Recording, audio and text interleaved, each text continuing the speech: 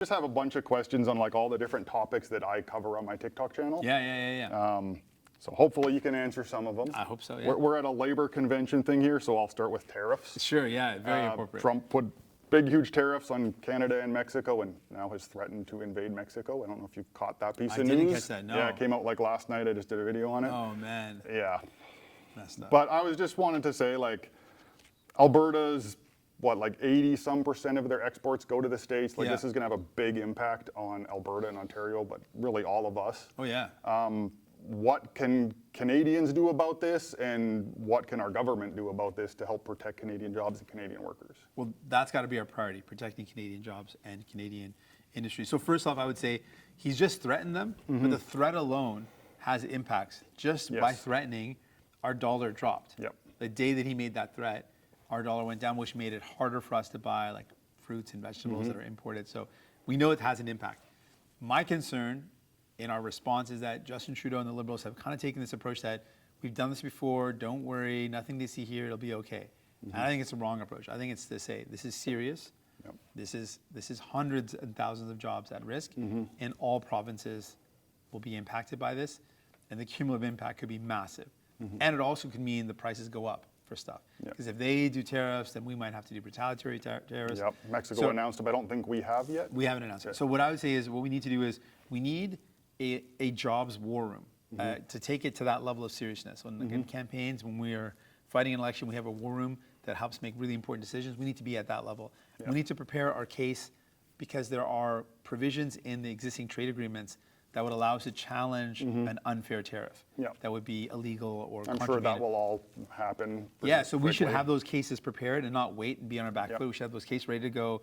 We should announce that we're ready to fight back. It's not a time for us to play this kind of we're the friendly neighbor. This is time to stand up to a bully. Like, this is economic bullying, and bullies respect one thing, which is strength. We have to show that we're ready to fight for Canadian jobs. That's what we got to do. Awesome. Yeah. Okay, my next one. I talk about the rise of the alt-right, the rise of fascism a lot, and I talk about capitalism and income inequality a lot. So a thing that I'm seeing is historically when capitalism gets threatened by inequality and workers try to rise up and adopt more like labor-friendly leftist policies, capitalists turn to fascism. And we saw this post-Great Depression in Germany with up to World War II, etc. Today, we have a lot of similar conditions where people are really stressed out on their day-to-day life, income inequality, cost of living, and we're seeing a rise in these same kind of fascist tendencies, vilifying minority groups, blaming immigrants, a rise in misogyny. So my question, I have to get to it now. It's a great preamble. I have a really long preamble. No, it's good preamble. Is how do we tackle this complex issue, and how do we like sell leftist policies that can actually help people while trying to combat this rise in populism and combat this like income inequality? Yeah, it's something I thought about a lot because it is something that's on my mind, and I realize what history has shown as well. People, when they're frustrated because they can't make a decent living, when they can't get the basic things like getting a house that you can, like a roof over your head, putting food on the table, you can't meet these basic fundamental necessities, things that we were told, if you work hard, these things will work out for you. Now, people are working hard and it's not working out for them. When those material conditions to live a good life aren't being met, then people are vulnerable or susceptible to someone coming and saying, well, let's blame that person. You know, the reason why this is happening is because that new person that came into our community, or it allows for just divisions to happen because people start fighting each other. Instead of pointing the finger back at, the problem is, like in housing, is, well, the governments that have been in power, so at the federal level, Liberals and Conservatives, have designed by design, not by chance or by fluke, have designed with policy decisions, with laws, with regulations, have designed a housing market, which is amazing for an investor and a developer. You can make lots of money, but it's not good for everyday folks. That is by design. Yes, agreed. So what my hope is for people is, if bad decisions got us here, like demonstrably clear bad decisions got us here, then better decisions can get us out of here. And so that's what I want to do. I think that instead of attacking the result of like alt-right or fascism, let's address the root conditions that underlying- allow it to that grow. allow it to take place. Yeah, and the root conditions are people are angry. Like I can't get People by. have legitimate concerns. Yeah. I just think they're turning to like something that's not an answer to those concerns. Or Exactly. they're being misled, sort of. So yeah, and I think that's happening. And I think it's more able to happen when people are cynical. They feel like nothing's going right. They feel like we're not seeing decisions that make their lives better. So that's why we're trying to do a combination of concrete things that can make your life better on day 2 of me being prime minister and longer term vision. So one of the things we proposed is let's give, instead of like tax breaks for billionaires, they get tax breaks all the time. Yes. Let's give a tax cut to the working class. So taking the GST off of essentials, like when people, and monthly bills, like your cell phone bill, your internet bill, your home heating bill. These are essentials, you need it, and we should take the GST off of it. That's real relief, immediate. People can kind of imagine, yeah, that would actually give me, that'd save me some money. And then let's talk about bigger things, like how do we change the housing market? Let's ban big corporations from buying affordable homes. We can put in place a ban that like a corporate landlord cannot buy an affordable building, can't buy affordable homes, period. And start putting in place laws that actually protect workers, protect people. And that will start building up this confidence. You know what? Those laws are actually protecting me. I can see a path where more of these decisions are make my life better, and I won't have to worry about putting food on the table, having a roof over my head. And then I think we can bring people to these solutions that actually address the real problems they're up against. Okay. That's a great answer, because my next question was about housing. Oh, yeah. So one of the things I've talked about on my thing lots is housing accounts for 25% of Canada's GDP. If we somehow manage to drop housing prices a whole bunch, our GDP will drop. And with the big national debt, we kind of have to worry about our GDP to debt ratio. So to compound this problem, I want to talk a little bit, like the Liberals' plan, they've given pre-approved blueprints to builders, and like the Conservatives' plan is GST exemption on new houses with rental properties. Like you said, they both seem to benefit investors and corporations more so than people. So how do we get people in those new home, or in new or used homes, like new home owners, and how do we do that without dropping our GDP too much? I think there's kind of a question of priorities. There's also a hit that we're taking on our GDP because workers can't find a home to live in communities where there's jobs. Like I hear that all the time from a business owner, business owners who say, I'm trying to recruit workers to come and work in the city, but there's nowhere for them to live. So I can't actually recruit a worker. So chambers of commerce across the country are saying that housing is actually an economic policy. Not having sufficient housing is hurting us economically. Okay. So there's that kind of counter argument. I would say we just have to make a decision that if you look at the average cost of homes and the trend and what people are making, it's just out of whack. Oh, well, yeah, it's hugely it out of just whack. doesn't, it's just not feasible. Yes. Like I think about even myself on a very simple level. When I was a first year lawyer, having struggled and my dad was not able to work for a while and things were up and down for us. First year lawyer, what I earned was about like $80,000 as a first year. And this is about like going back maybe almost 20 years now, I guess, right now. What I earned, and then what the first place I was able to afford was about $400,000. I was earning about $80,000. That is like, you can see your way of how that makes it. That same place, nothing done to it, after about 15 years or 12 years, became 1.2 million. So how would a young lawyer, my same position, coming out with dad and coming out with that same, maybe the salaries went up a bit. Maybe the starting They've been largely stagnant since the 80s. Yeah, more or less. But like say they went up by inflation. Yeah, exactly. Adjusted for inflation, no difference. But say they went up, 10, 20,000, which doesn't match inflation. There's no way someone could afford that place. And so I afforded it, not because of any special hard work.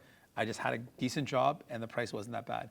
Now the price is out of whack. So it's just not sustainable. So I think that we just have to accept that that is not a sustainable direction for us to go by. So we like have to worry about the housing thing and kind of make that the priority and hope having more people be able to buy houses and work jobs in new locations and stuff will offset that GDP drop. I think that addresses the GDP thing. But I think as a society, we look at this as an investment that it is required for a good society that people need to be able to afford a home. And but then the solutions, and this is the critique of both Justin Trudeau and Pierre Poilievre, both of them think the market's going to fix it. They ultimately think that the market will just fix it up. We just need to like reduce a bit of rules. We need to change a bit of regulation. That's not, tinkering is not going to fix this thing. We are so far behind in terms of how much housing we need. So our thing is, if you built a whole bunch more luxury condos, that's not fixing the problem. If you built a whole bunch more market price housing, in the lower mainland, that's not fixing the problem. No one's going to affording those Yep. market price houses. Yep. So what we need is the solutions that work around the world, which are a mix of solutions. Government, straight up government investment building homes, which we used to do. We did it post-World Wars. We built lots of homes that were affordable. We built up so many homes that we had scale to build massive amounts and lower the cost. So government built, we need cooperative housing. That's a real viable option. If you are a young person and you're starting out your career and the only option is for you to try to buy a starter home, everyone's scrambling for the same place, everyone's fighting for that same thing, it just doesn't make sense that that's the only option. People need a variety of options. Cooperatives could be a good solution.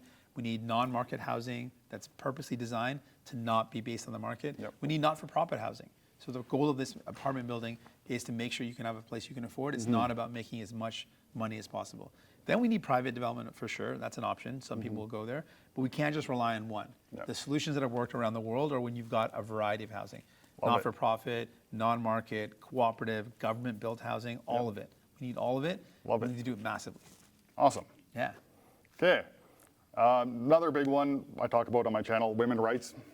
Women are obviously, a lot of them at least, are terrified after Roe v. Wade was Yeah. repealed in the States and Donald Trump coming up and Nick Fuentes saying absolutely disgusting things. Totally. I know you put out an announcement recently to expand abortion access and like reproductive clinics and stuff. Is there anything you can say to reassure women in Canada that they will remain protected in Canada? Yeah. I mean, I think one of the things that will happen in the States reminds us is that we can't take any of our rights for granted. It's always a fight. There will always be people that want to attack our rights, the things that we have. So for a woman's right to choose, the right to have access to reproductive services, this is a fight that we have to constantly be ready to fight. And we need allies. And so it's a bit awkward, like I'm a guy talking about it, but I think Yeah, you me do too. need, but we need men that are allies to say, we got your back. Exactly. And the other thing that I heard from a lot of healthcare providers, like abortion services are just a part of your overall reproductive services. It's a part of healthcare. Yeah. There are many reasons, and we're not here to judge or say when or why not, but there's many reasons why you need these services. It's a part of having a complete, full access to healthcare, and it includes that. It's an option that should be there, a choice that should be there for many reasons. Yeah. So we got to fight. And the other thing is that we can't just fight for the right, because if you have a right, but you can't access the right. Yes. So in Alberta, there's only two, in Calgary and Edmonton, there's clinics, and nowhere else in the rest of the province. And now Daniel Smith wants to give a number of hospitals to a private Catholic or a organization. Catholic organization that doesn't believe in providing Yes. abortion services at all. Yes. So that's hugely problematic. That's huge. going to reduce access. So you might have the right, but what's the point of the right if the only hospitals in your area are run by an organization that's going to say, no, we're not going to give you this important service. So exactly. huge problem. So we got to fight for access. That's why our motion that we are going to push for is say we have to immediately improve access. And that means making sure we use the laws that we have, like the Canada Health Act, to say you have to fund all health services in a province if you receive transfers, federal transfers. So we can fight back, and we've got to fight back. Awesome. Okay. Next one, Indigenous issues. This is a big one. My older brother is Indigenous. This is how I started my whole TikTok channel, was talking about this kind of stuff. That's so cool. So far, the Liberal Party has only completed like somewhere between 11 and 14 of the 94 calls to action. The Conservative Party has said they want to scrap the United Nations Declaration of Rights for Indigenous People completely and scrap the Truth and Reconciliation Commission. So at this rate, most Indigenous people alive today will not be alive by the time these 94 calls to action are actually implemented. So what can we do, or what should the government do, or what would the NDP do to make sure these calls to action are actually implemented in the lifetime of Indigenous people that are actually alive today? Really well put. It's so sad that, and I also think about Murray Sinclair, who was one of the guiding forces behind this, who just passed away recently. This was part of his life's work to get to this point of having these concrete steps that we can take to make people's lives better, to acknowledge the harm suffered and to do something about it. So my commitment is, as a prime minister, I would make this a priority. It's really, we've seen governments, and if they make something a priority, it gets done. Like I saw in the pandemic, when the bank said, oh, we need some help, the government jumped into action, underwrote a bunch of their losses and said, we got you. But when people needed help, they're like, no, I'm not so sure. Like it's clear that if something is a priority, government gets it If done. there's the political will, it can happen. It can change a lot faster than the 150 years it took to make the problem, right? 100%, 100%. So like clean water is one of the things that I think about. There is no way anyone can justify to me in a country, a G7 nation, in the modern times that we're in, with the technology we have, that we can't ensure that everyone has access to clean drinking water. I don't buy it. I don't buy the excuses. It's not a priority. That's why it's not happening. So we got to make this a priority. And I think the writing's on the wall now. It's clear for the Liberals it wasn't a priority.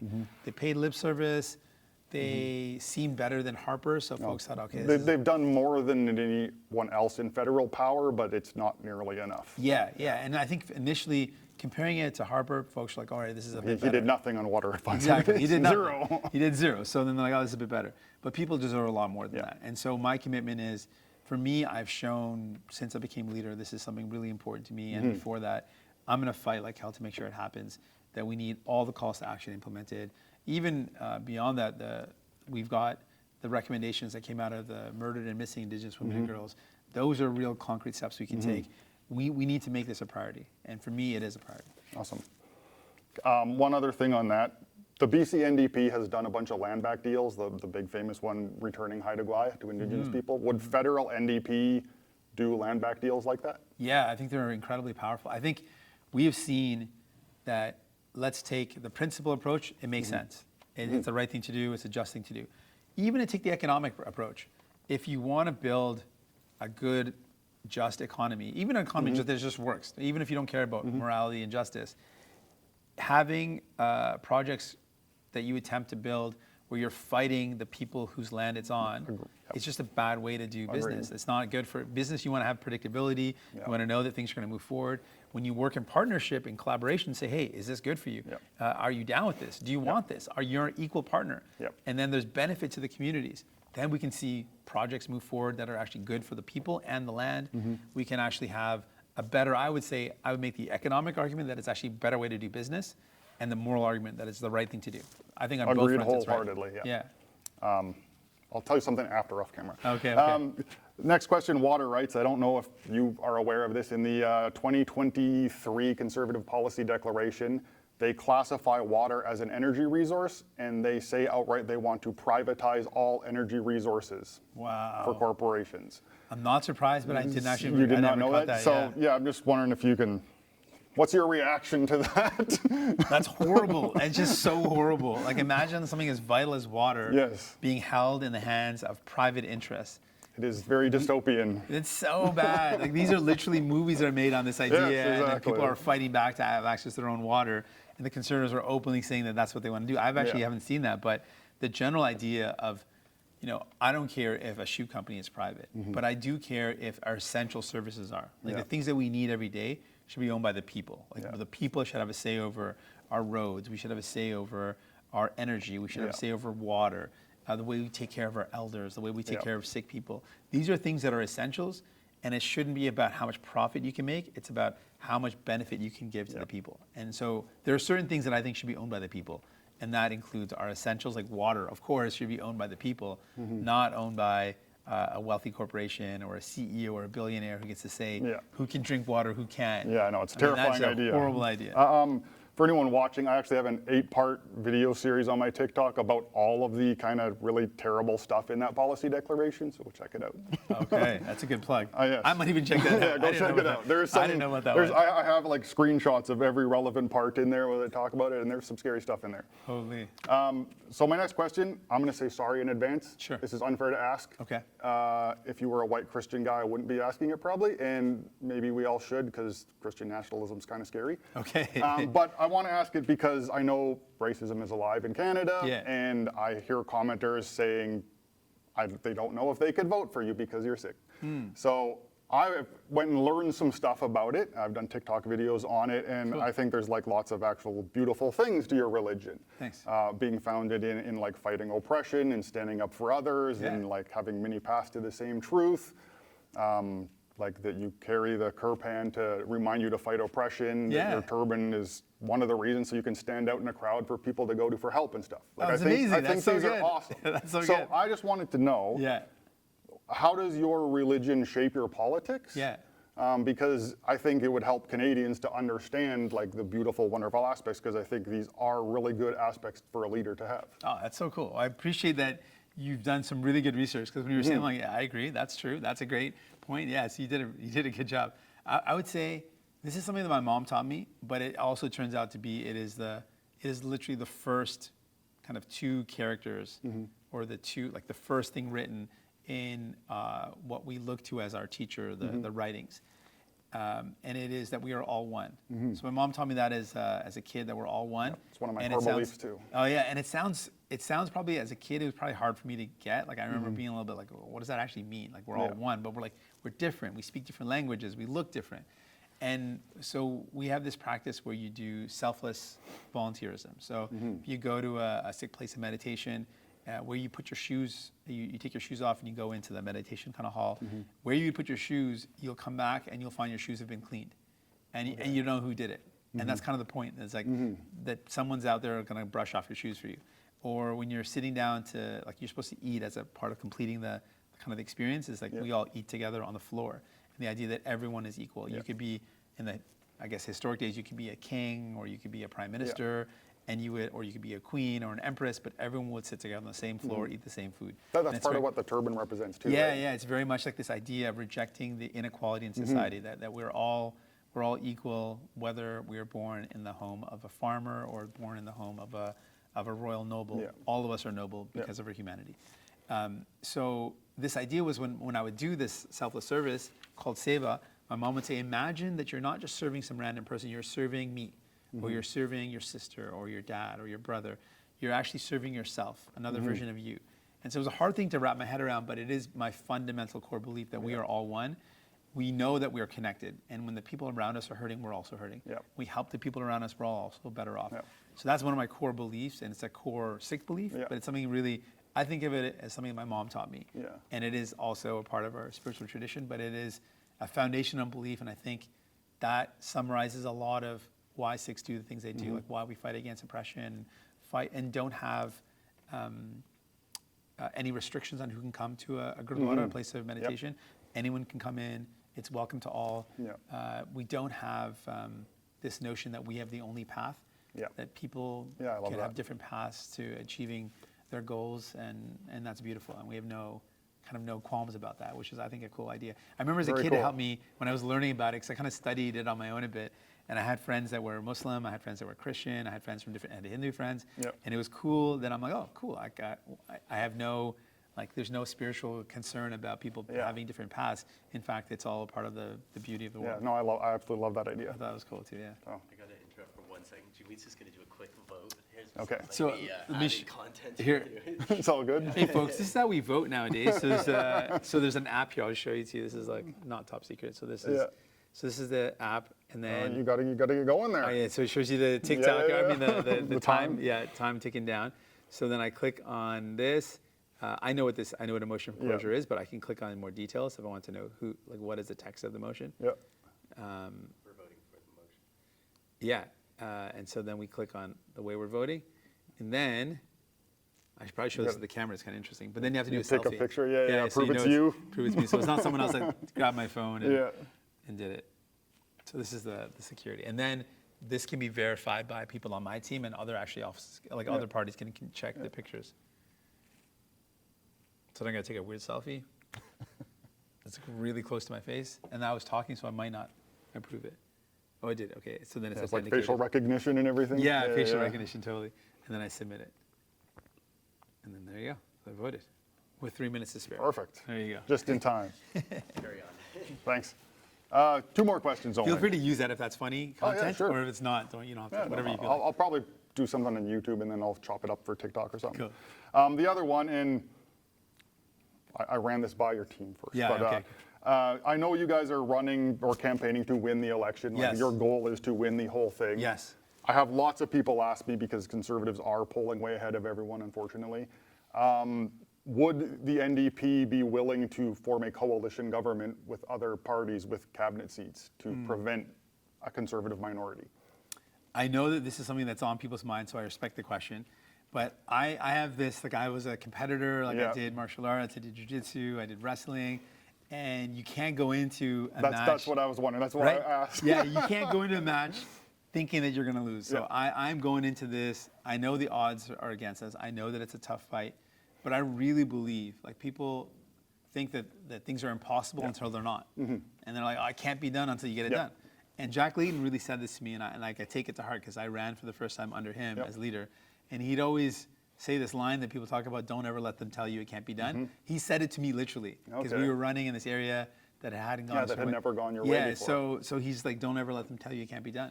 People told me that about bringing in pharmacare. They could never be done. We got it done. They said Yep. that we couldn't bring in dental care. Yep. Now over 1 million people in Canada have gotten their teeth fixed. So we've been told again and again it can't be done, and we've done it against the odds. So I want to fight and win, but not just like to win. I want to not just be a prime minister. I want to be the first like working person prime minister. The first prime minister that makes every decision, not for the billionaires or the CEOs, those interest groups, makes every decision for the working people. Makes a housing market that works for workers, not for the billionaires or investors. Makes our healthcare system work for people, not for the private folks that want to like make it for profit. And so I'm really committed to that. Like I really believe in that. That's my vision. That's my goal. And I'm like, I'm going to work hard to achieve it. And I feel like the more people get to know about Pierre Poilievre and the Conservatives, they realize how much he's going to cost them. Yep. Because he's making it sound like he's not going to cost them anything. But Yep. if he cuts pensions for seniors, which is what Conservatives have done in the before, Yep. and he said he would do it, seniors aren't going to be able to afford their food. Yep. If he cuts healthcare at a time when healthcare is already struggling, it's going to mean you're not going to be able to get the care you need. If he cuts investments in housing, it's going to be more expensive to buy a home. Yep. Like he is going to cut, and it's going to hurt people. And so I want to make that Yeah. case to people. I'm smiling because you're like already answering my next question, Oh, yeah. which was literally like for you to plug the NDP kind of because Yeah. I think this election coming up is super, super important. Yeah. We have the status quo that we have now, and then Yeah. we have two diverging paths. We That's have right. the Conservatives with austerity measures and cuts, and I don't know if anyone follows modern monetary policy and stuff, but if you do too much austerity cuts and your GDP goes down, you can actually increase your national debt now because you don't have the GDP to pay for stuff. Yeah, actually, that's what literally what happened in United Kingdom. Yeah. With Liz Truss, and Yeah, so the markets collapsed under The her. other option is you guys, so sell the NDP Yes, to us. yes. Why should we vote for you guys? I love that. Okay, well, I would say like let's really break it down.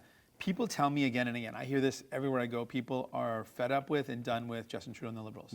So there's a sense that people are not going to give them another chance. Yep. So if that's the case, then there's going to be a choice for change. Yep. And you've got two different choices. It's really very starkly different. You've got I call him King Cut, Pierre Poilievre, and it's specifically about what he would do. He would cut, and those cuts are going to hurt people. Like I mentioned, cut pensions. I want to strengthen pensions. He wants to cut healthcare. I want to make sure you can get a doctor when you need. He wants to cut investments in building homes you can afford. I want to build homes that actually you can afford. Yep. And so it's very divergent views of the future. He wants to help out his buddies that are corporate grocery store owners, rip you off even more. I want to put in a price cap on food essentials. So it's very stark differences. And I would say at a time when people are hurting with the cost of living, let's look at this right in front of us. We fought to say, let's take the GST off of essentials, and our pressure forced, now we're going to get a GST holiday. Yeah. The Conservatives are going to vote against that. They don't want a GST holiday. But when he was in power, there wasn't a tax cut for big corporations that he didn't say yes to. Like they said yes to every single one. But the first time we're getting a tax break for Canadians, he's saying no. So I think the choice is really clear. If you are worried about the cost of housing, he's going to let his corporate landlord buddies rip off the market even more. I want to build homes you can afford. If you care about healthcare, he wants to cut it and privatize it, so it's going to cost you more. It's going to be more money out of pocket. I want to make it more affordable for you to be able to, and easier for you to be able to get to a doctor to get the care you need. And so those are the two visions. And I believe if we bring people together, if we organize, if we fight hard, we can win. And it is possible to win. And so in this election, more than ever, when people are feeling really let down by the Liberals and they got these two choices, there is some incredible opportunities for us to show that we can fight and we can win. Awesome. Yeah. So my last question, I guess, you're a Brazilian Jiu-Jitsu black belt? Purple You know, belt? I'm not actually. I competed at the black belt level at my peak, Yeah. but I actually never got tested. So Okay. I didn't like do enough kind of belt testing, but I did compete at a very high level. Do you follow MMA too, or just? I do, yeah, Jiu-Jitsu? yeah. So who's the greatest of all time? Oosh, the greatest of all time. I think up there in that conversation, it's got to be Georges St. Pierre is one of them because he he has, and I like him as a human being too. Yeah, so it's do kind of, he's just kind of like a humble, nice guy. Yeah. I met him before too, but he the requirements. He's defended his weight class a number of times. He won multiple weight class championships, so I think that puts him in a. Khabib, people say because of his dominance, but he didn't do the multiple weight class kind of victories. I agree. So I think Khabib is great, but I think the greatest has to have done it in multiple weight classes. So I would say probably GSP's up there for me. Awesome. I agree. Well, thank you so much for doing this. That is all the questions I have. But That's awesome. Really appreciate it. That's so cool. Thank you so much. Thank you. Yeah. That's great. Do you do any martial arts? No. I way before MMA was a thing, like pre-UFC 1. Yeah. A lot of friends and I did like submission grappling and wrestling just for cool. fun, like no training. Yeah. Just kind of like a Royal Rumble to make each other tap out through whatever joint lock you could do or whatever. No strikes and stuff. Yeah. Do it then. It'd be good to get back in. How old are you? 44. Yeah, you can do it still. I can do it for fun. I could never Yeah. compete. Like my body is broken down. But the cool thing about jiu-jitsu is that you can do it at any age. Yeah. And it's one of the cool things where you can go pretty hard and not actually get injured. Like, because you can tap really quickly. Yeah. Just be very careful about it. Yeah. You stop. As soon as anything out, like I do that now too. I still train, I still roll. Yeah. And I go hard, but as soon as I'm in a compromise, I'm like, tap, you got me. Yeah, exactly. No ego, yeah, for sure. Because you don't want to put yourself in a compromise. And the whole beauty of the sport is that it's like to simulate a combat without the injury. Because you want to say, hey, I acknowledge you've bested me. That's the There's thing honor I in loved that. about MMA was like the competition side of it, not the violent side of it. Yeah, it's very cool. That's so cool, man. Well, All right. love that we have so much in common. That's so random. Thank and you. cool. Very surprising. Yeah. Appreciate it. So I got to get those. Actually, now that we're done, I'm just going to write it. Oh, you're going to tell me something else too. You said